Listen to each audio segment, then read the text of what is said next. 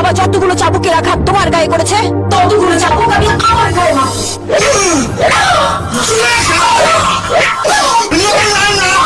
তুমি নিজেকে কষ্ট দিও না, আমি সইতে পারবো না। আগুন! Fire service, ambulance, police, Zulekha!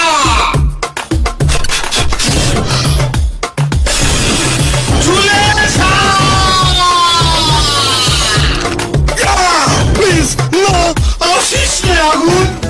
মাথা নষ্ট fun only at Airtel Buzz. Like us today.